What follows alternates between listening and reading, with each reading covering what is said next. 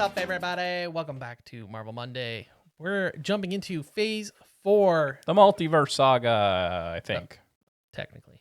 I think that's what they called it. So if you're new around here, every Monday is Marvel Monday for the Nerdy Misfits, where we jump into something Marvel related. Currently, we're just going through all of the MCU in release order, not including shows, but we'll see when the MCU movies are done.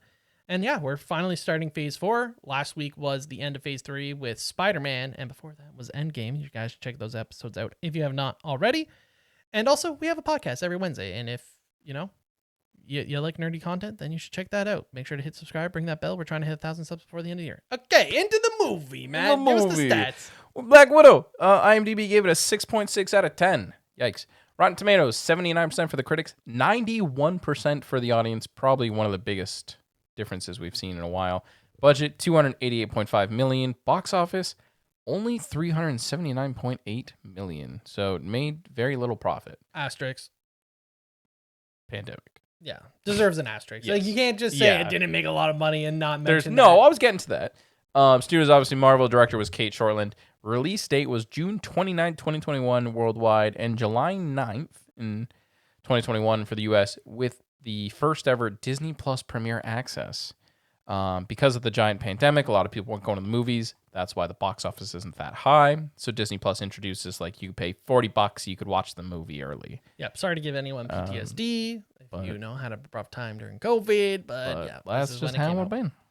On to the film. First of all, I just want to say, deserved film for Scarlett Johansson. Yes, very much so. She deserved a solo Black Widow film. She's been great in all the films she's in, and it's nice to see her send off. It would have kind of been cool to see it in an Endgame, to be honest, but I'm not against having her own film after and be like, this is who Black Widow was. In a which while, is kind of the story. Yeah. It's who Black Widow was prior to Endgame. Yes. So we start off in 1995, where we see a young Natasha and her sister Yelena living what seems to be a normal life, but turns out they're undercover with two Russian spy parents, and they're also Russian spy children.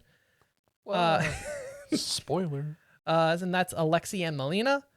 And basically they end up getting the go. Everything's all good, or they get found out. I think it's that their cover's blown and like S.H.I.E.L.D. finds out. Yeah, I think it's their cover's blown because Alexei gets the info he was supposed to get while undercover, and he's excited because he's like, I'm done with this crap. I want to leave. We can chill. And they have this kind of fun escape scene where everything was ready. The plane was ready. We see Natasha kind of flying the plane because her mom, fake mom, takes a bullet to the shoulder. I think, yeah. And then we see that the family's broken apart. The mom is taken away. They think she's dead because of the bullet wound. Alexei is kind of just like, yeah, let's go on to the next thing. Like, I don't have to do this anymore. And then the girls are sent to the Red Room, which I believe it's hinted at that Natasha has already either been at or has already done some level of training of some sort. Initiative training. Not entirely sure if it is specifically the Red Room, like she's returning, or if she's done something else and now she's going to the Red Room. Either way, Alexei has a quick little chat with them, kind of like, to settle them down and be like, you guys are going to be okay. You're my girls, stick together, blah, blah, blah. And then they're drugged and taken away. And then we jump to 2016, where we see a not so young Natasha Romanoff. This is, I want to say it's pretty much right after Winter Soldier. Very close. Not Winter Soldier, after Civil War. And she's being hunted as a fugitive by the U.S. government. And while she's on the run, she gets her trailer, her off-the-grid trailer, and what has been sent there is some sort of weird stuff from Budapest. Yes. And she's like, well, you can just throw this out. Turns out she shouldn't throw that out because it's wanted. Bang, bang, Taskmaster shows up, giving Natasha a really bad headache because that whiplash looked aggressive after that car gets hit by a rocket. And then, like any hilarious misunderstanding, Natasha brings said thing from Budapest, which is like a vials of who knows what. Yep. Because she sees a picture on it of her and her sister. Brings it back to and Budapest. she brings it back to Budapest. And And who- then enter family reunion, where we see the two sisters both in, I think this is Natasha's safe room Yeah, safe for- house. while she was in Budapest, which Yep. is mentioned multiple times with her and Hawkeye. Yep. And they have this really fun, it's kind of Mr. and Mrs. Smith kind of vibe to it. Of like, put your gun down. No, you put your gun No. down, and they fight it out. I thought that scene was really well done. And it ends up with Yelena being like, "What are you doing here?" And she's all like, "You sent this to me." And she's like, "And you brought it back? Why would you do that? Why are you bringing it back? I sent it away." And it turns out that it is a drug that negates the effects of this Mind control esque. Yeah, this whole mind control thing that's going on where basically you have no free will and you just do what you're told. Yep. And it breaks that. And while this is also being up, it's revealed that Dreykov, who, man, all these names, who Natasha believes that she killed, is actually still alive. And he's the guy that runs the Red Room, if everyone's still following along. I'm assuming that a lot of people have seen this film, but just trying my Just in best to get case. it through. Then is the final act, which is taking down the Red Room. In order to do that, first of all, where the heck is the Red Room? Let's start finding out people who know Dreykov. Okay, let's go pick up Dad. Yeah, but he's just in a Siberian gulag prison. So they go and pick him up. That's a whole ordeal. He's super excited to be picked up. He loves his girls that he hasn't seen in 20 years. He's so nice. And they're like, well, what's next? Let's go find Mom. He's like, "Oh, I don't know anything." He's like, "But you know who does? Your mom." And they're like, "I thought she's dead." He's like, "No, it's so hard to kill her." She's a pig farmer now. So yeah, then they go see Mom. Mom's a rat. She rats on them. They get taken to the Red Room, which is in the sky. It's a castle in the sky. Wild. And then, big fight happens. Basically, the goal being to, one, release all of the Black Widows that are still there and under control, as well as, if possible, to free Taskmaster, and of course, end Dreykov for real this time. Yes. And all of the above does end up happening. Freeing the Widows does happen. Curie Antonia, who is Taskmaster. I know that's not actually Taskmaster, but it is in this film. And then the epilogue is Yelena, Alexei. They end up going with all the other Black Widows as well as, Melina, Alexei, and Yelena. Ina's. So many. They all go together with the Black Widows to escape. And then our Black Widow, Natasha, is left behind as the U.S. government's coming to take her. Then she kind of just, I guess, gyps. Disappears. Because it's heavily hinted at that's when she heads over to help Cap free everyone from the prison that they're at. And yeah, that's just kind of how it ends. It ends off with Yelena seeing the grave, and yeah, we'll get into that post-credit scene when we get there. Exactly. Bada bing, bada boom. Bada boom, bada bing, bada boom, bada boom. What are your likes, Matt? My likes. Let me tell you my likes. Overall, new cast of the MCU is good, particularly David Harbour and Florence Pugh. Great new casting as Red Guardian and White Widow, Black Widow, whatever you want to call her in this film too. Replacement Widow. Replacement Widow, basically, yeah. I love the reoccurring joke about the superhero landing. Yeah, with that's Yelena. fun. It's just a fun reoccurring thing, and then she tries it and she feels You're a like, poser. yeah, exactly. You're a poser. Why you do stupid landing? And then You're she a does poser. it, and then she's like, oh, Yeah, no, she, like, never again. self-cringes. Yeah, she's like, no. And then big like is the fighting scenes overall were really well done. Yeah, the Thought fighting the choreography was really great. Those are my big likes. How about you, Connor? As mentioned, the sibling fight was really enjoyable. I also liked the casting as well. And as mentioned also before, was much deserved film for Scarlett Johansson, a solo film for a character she's been playing for so long. And then lastly, a lot of much needed lore for Natasha, the darkness that, Hawkeye and S.H.I.E.L.D. helped to bring her out of. Yeah. I think it's always mentioned, oh yeah, she's in a dark place, or there's a lot, or even like some kind of ish flashbacks to the Red Room.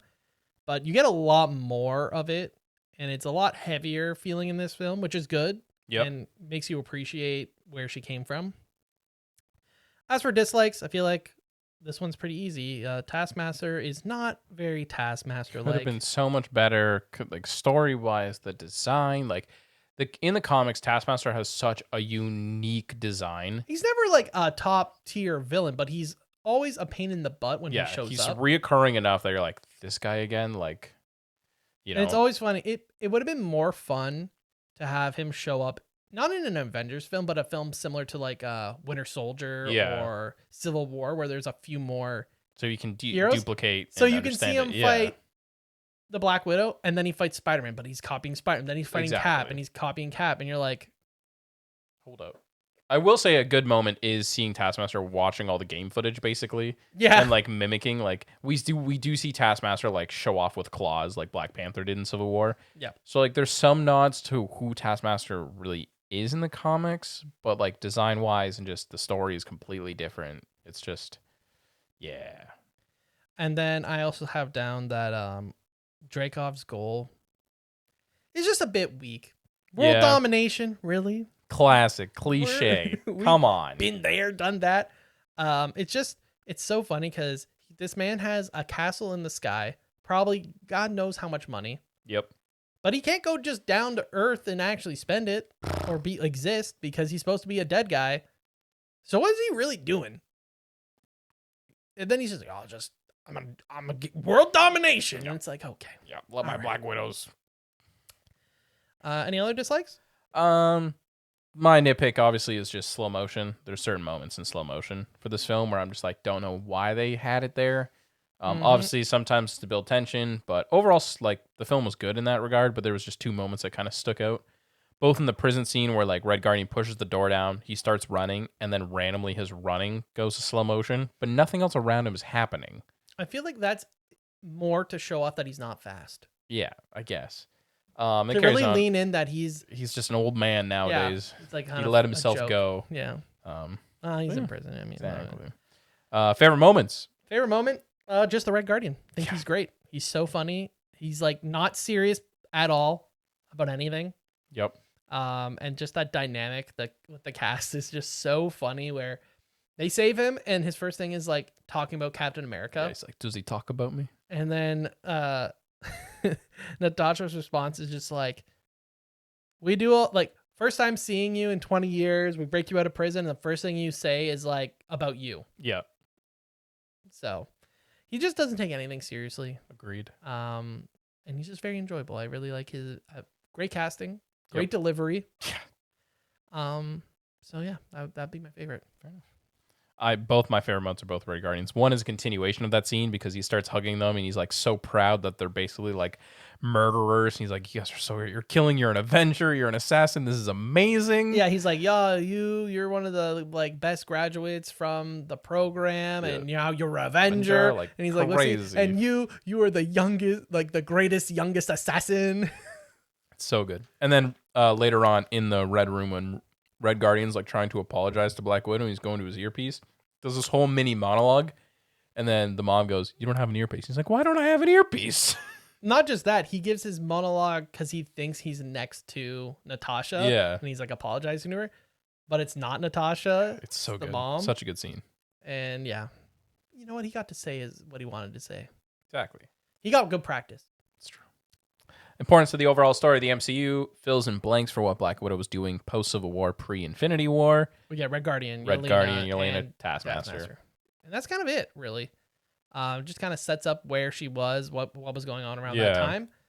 Post-credit scene is Yelena with a dog, which is foreshadowed because she mentions to her sister that, hey, did you ever want kids? Both knowing, obviously, they can't, but just curious if she ever wanted them. And she's like, I kind of want a dog. And then we see her with a dog, visiting Natasha's grave, confirming that Natasha will stay dead. Exactly. And then we see Valentina with her, kind of just awkwardly there. Yep. And then she's giving her the next target, which is Hawkeye, which will lead into the Hawkeye TV show. Exactly. A couple of Easter eggs before we wrap up. Obviously, we get some answers for Budapest, as like Connor mentioned, that it was referenced through all the Avengers, and Hawkeye, I think it's an Avengers one where he goes, you and I remember Budapest very differently. Yeah, we see both the safe house that she was at. We see the arrow marks in there. We also see in the vents, they played tic-tac-toe. And they hit up there for like 2-3 days or something. We see different character names of Ursa and Crimson Dynamo, which are Russian characters in the comics. And then probably the biggest Easter egg is Throughout the film, Yelena is wearing a vest, and she gives it to Natasha at the end, and then that is the vest that Natasha's wearing in Infinity War. Which is very nice. Exactly. Nice way to connect everything. Exactly. Through a vest. Yeah, that's Black Widow.